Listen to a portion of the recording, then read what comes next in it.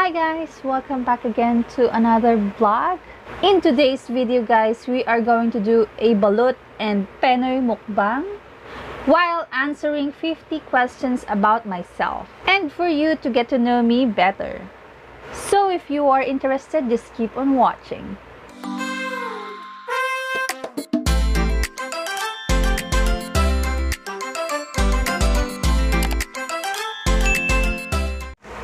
Okay, so before we start the video, I am going to show you first what's in my table. Ito yung mini table ko guys dito sa loob ng bedroom. So first things first, I have this salted egg. We call it salted egg or itlog maalat in Tagalog. I put here some tomatoes, onion, and the salted egg.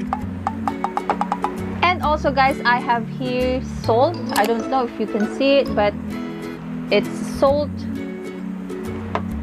And also I have a vinegar. This vinegar is different guys because this vinegar is called pinakurat and it's only available here in the Philippines. But if you are living abroad, you can buy it in any Asian shop. I also have here water. And the main dish is balut and Penoy. So here in the Philippines guys, if you encounter selling balut on the streets, usually guys, balut and Penoy is different. So they usually put marker if it's Penoy and no mark if it's balut.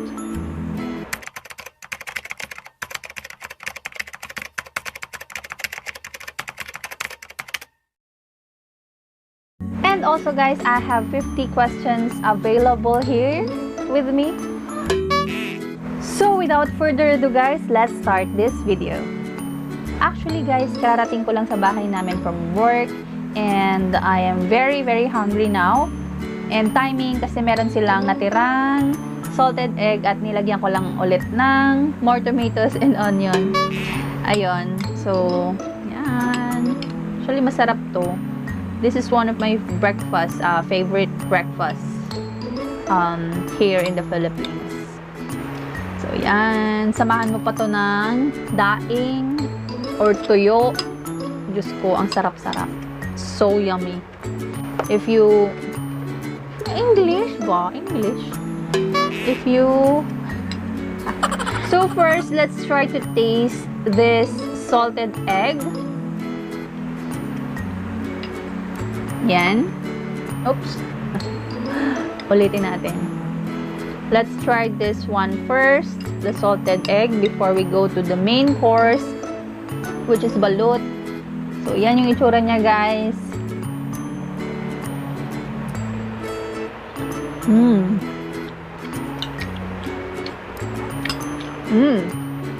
Gusto ko ng kanin. It tastes like I want rice.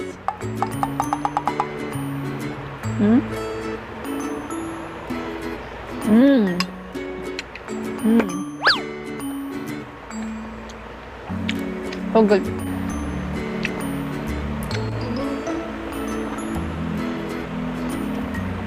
Actually, itong salted egg na to guys, hindi na ako naglagay ng calamansi or patis or vinegar. Plain ano lang siya, kamatis and onion. It's very delicious. And let's just try once more.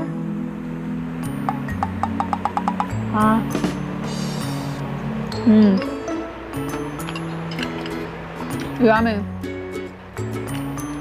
So let's proceed guys to our first question, which is what's your name? So guys, my name is Cezan. Cezan or Cezane. I don't know the real pronunciation of my name, but anything goes. Whether you like Cezan or Cezane, that's up to you. Next question is, where do you live? So actually guys, I'm currently living in Manila, Philippines.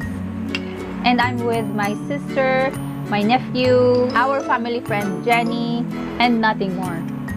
So, chechekan ko lang yung mga questions na tapos na. Next question is, how many brothers and sisters do you have? Actually, guys, I have 2 elder brothers and 1 eldest sister. Actually, I am the youngest. Sarap pala ganito. Sorry, guys, if I'm speaking while my mouth is full. Actually, it's normal here in the Philippines. I know it's not an etiquette, but I really don't care. But I'm enjoying my food. Yum. Next question is, what's your zodiac sign? Actually, guys, my zodiac sign is Aquarius. I am Aquarian, and my birthday falls on February. Next question is, do you believe in horoscope?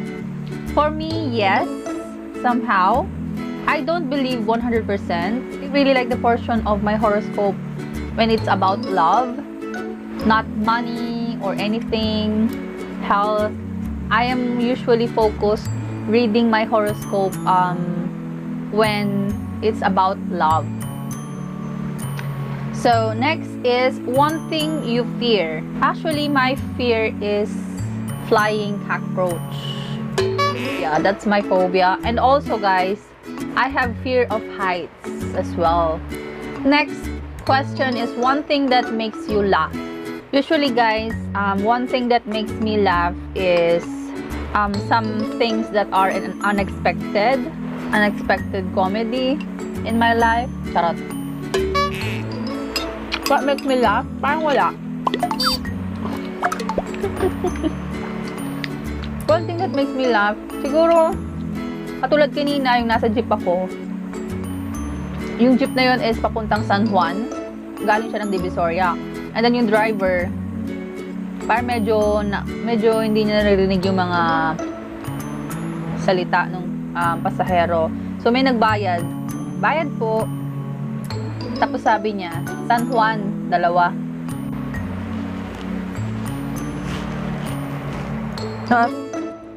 Sabi niya, San Juan, 2. Tapos sabi ni Kuya, saan po? Sabi niya.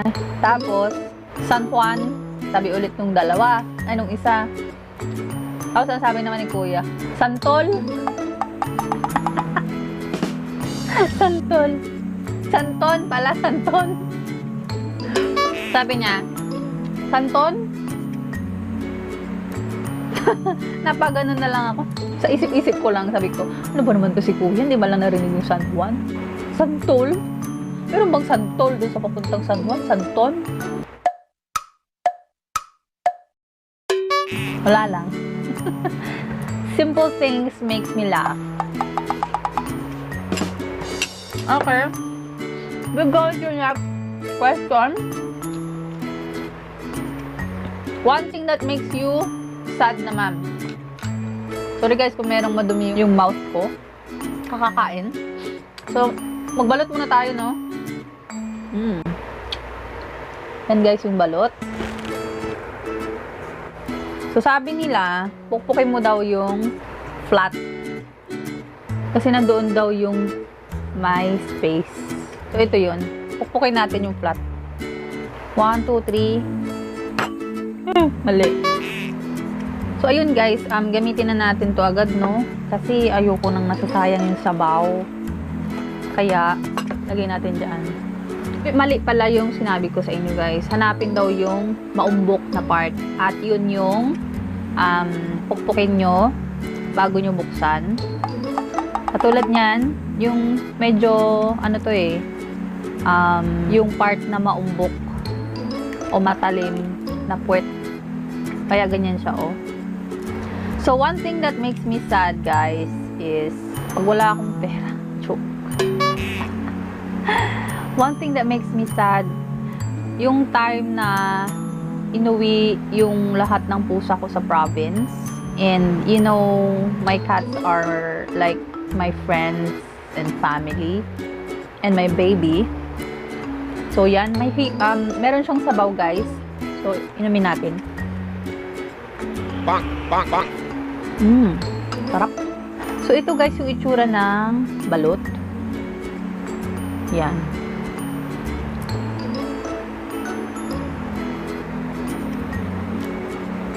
Meron siyang sisiw. So, dip natin siya sa asin, guys. Salt. Let's give it a try. Oh my God. Ang laki ng sisiw. Sisiw kasi tawag namin dito sa mga Ilocano. Ang laki ng sisiw niya, guys. Ang laki niya. So, ilalagay ko na siya sa may suka ko para hindi siya maghulog-hulog. Yan. Next question is, 3 things you really like. I like cats, I like coffee, and I like to travel. What is your best friend's name? Actually, guys, I don't have best friends. I only have like friends since my college. So, sila ay si Rosel and Jenilyn. So, if you're watching Jenilyn and Rosel, hi to you. Let's catch up soon. Next question, guys. What is your favorite color? Actually, my favorite color is yellow, red, and brown. How many piercings and tattoos do you have? Actually, I don't have like piercings. Ito lang siguro sa tenga, and I don't have tattoos. How many countries did you visit? I visited Singapore, Thailand, and Sweden. So, only 3 countries. What is your nationality? I'm a Filipino. How many languages do you speak? I only speak English language and Filipino language. I can also speak 2 different dialects here in the Philippines, which is Ilocano and Pangasinan. I also tried learning Swedish before. What is your province? My province is Cagayan Valley and Pangasinan.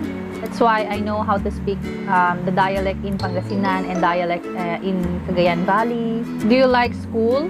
Yes, I do like school.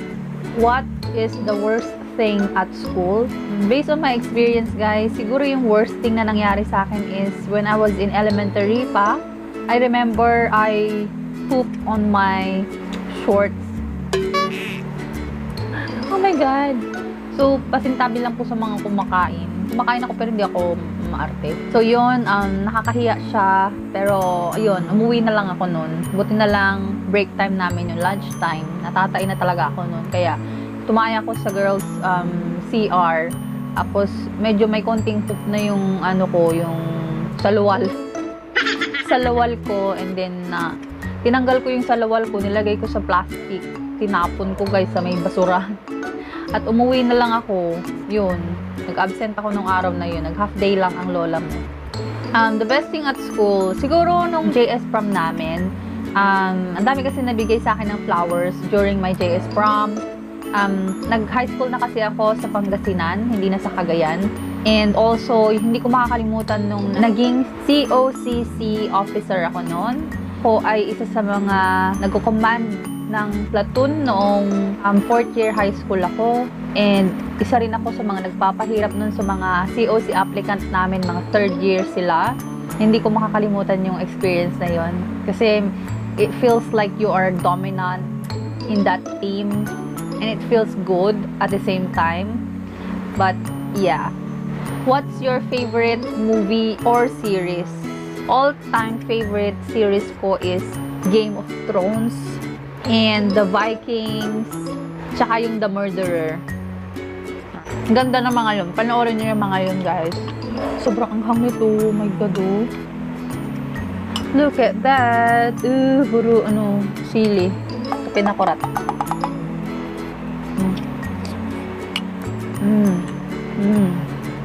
Wow. Maanghang. Sarap. So, next question na tayo, guys. What's your favorite singer or group? My favorite is Jason Mraz and Dua Lipa. I love their songs. Next is, what's your favorite animal? I think my favorite animal is cats. Just cats. I also like birds. Actually, all animals I love. So, what is your favorite restaurant? or fast food chain. Favorite ko ang Bonchon, guys. Bonchon is a Korean restaurant. Their chicken is really, really good. I always order the spicy one. Fish fillet or chicken spicy glazed. Yum. Next, what is your favorite store? Favorite store, wala ngayon. But, my go-to sometimes is 7-Eleven because sometimes 7-Eleven is really a convenient store, right? So, they have like ATM inside and food you can readily eat, and also chips, ice cream, coffee, and everything. Sometimes your personal care, it's also available at 7-Eleven. So, I like 7-Eleven. Aside from Watson, because Watson's, hindi naman ako masyadong namimili ng mga personal things ko, like makeup, yung mga ganyan, or usually sa grocery stores na ako namimili. Another siguro is Save More or Robinson's Supermarket. Yeah, kasi andun na lahat. Next is, what's your favorite song? So actually, my favorite song, wala akong favorite song ngayon, pero lagi kong pinapakinggan is yung ano siya, instrumental lang siya, guys. Yung mga ginagamit ko sa vlogs, yung background music sa vlogs ko, yun. Usually yun yung mga gusto ko ngayon na pinapakinggan kasi parang hindi siya complicated, nakaka-energize, tsaka nakaka-inspire siya minsan.